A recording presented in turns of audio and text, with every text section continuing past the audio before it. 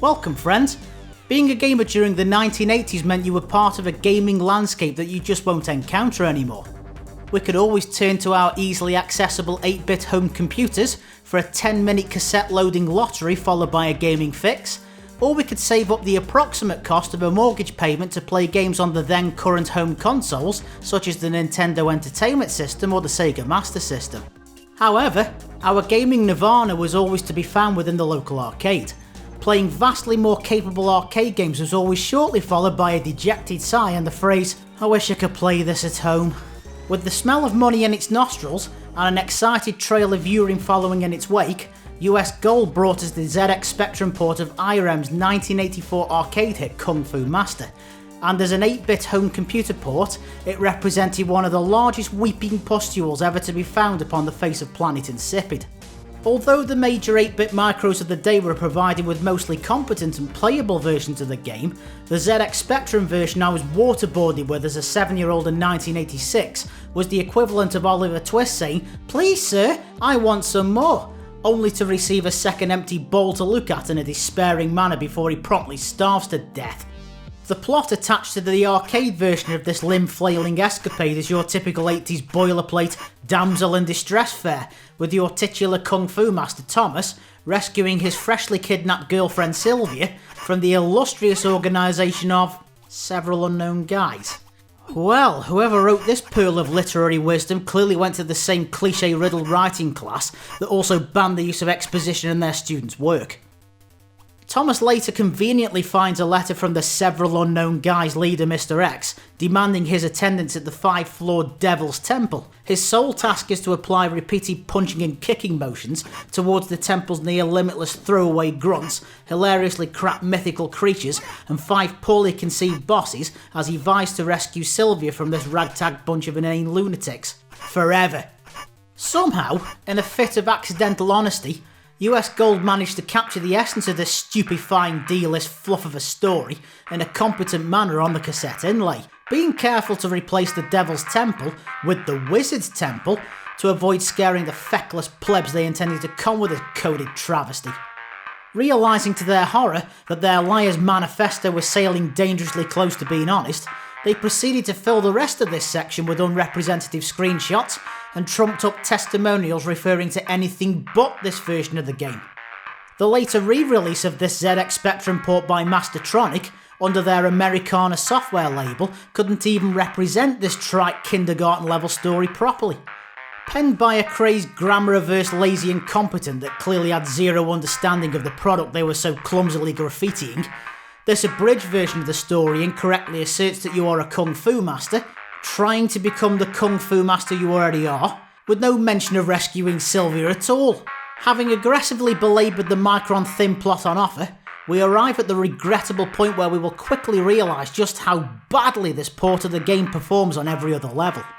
Listening to the music on the title screen will leave you begging for the shrill sound of the ZX Spectrum's loading sequence, not realising at this point that the sound somehow achieves an exponentially greater level of horror when you dare to start the game.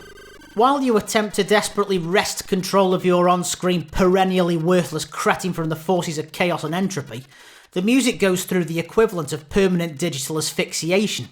I just cannot recall any other game that uses 2 music tracks that fluctuate so wildly that they sound like they're on the edge of capitulating into the ether.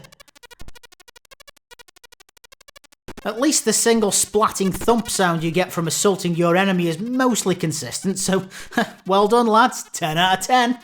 Exclusive to this version of the game, we have the Kung Fu Master logo permanently branded onto the top left of the screen that only serves to fill up otherwise dead space while burning an image of itself and its insidious trademark into one of the 2 TVs you typically had access to in your 80s home. Ignoring this crude waste of space won't help you deviate from the cold, harsh realisation that the game's graphics in general are uniquely bloody awful. If you intend to perform Thomas's floating brick impression in front of any of the windows, make sure you pre-book a cornea transplant, as the colour clash on offer is harsh enough to burn a hole of white-hot light through the back of your head. Watch in awe as Thomas continuously performs his impressive chameleon ability, simply by getting hugged by any of the shambolically created character models that infest the seemingly endless bleak levels. Also, feel free to reflect on the statement "arcade realism brought into your home," found amongst the unscrupulous claptrap on the cassette inlay when you get to see how this game scrolls. Instead of a smooth scrolling experience, or even a semi-competent flick screen affair, we get to see the graphics almost tearing a hole into the fabric of space each time Thomas lurches towards the end of his current playfield. However, I consider the story, sound and graphics as merely the colostomy bag of the overall experience, as we now get to fill it with the true fecal matter on offer, the gameplay. Every single element of the gameplay requires a whole new level of jaw-scraping disbelief. Controlling Thomas with any level of success requires an immense sufferance beyond my meagre talent. Jumping is an ungainly, floaty, imprecise and utterly pointless undertaking unless you're trying to intercept a floating orb or vase. Failing to hit these orbs will result in an explosion producing 3 pebbles that will tear through Thomas like a rabid tiger and strike him dead on the spot. While your controls feel stiff, horribly delayed and mostly ineffectual, they collude with a completely busty collision detection, usually resulting in a conga line of human-shaped leeches latching onto Thomas and chipping away at his health until the Devil's Temple reclaims their souls and promptly sucks them into the floor.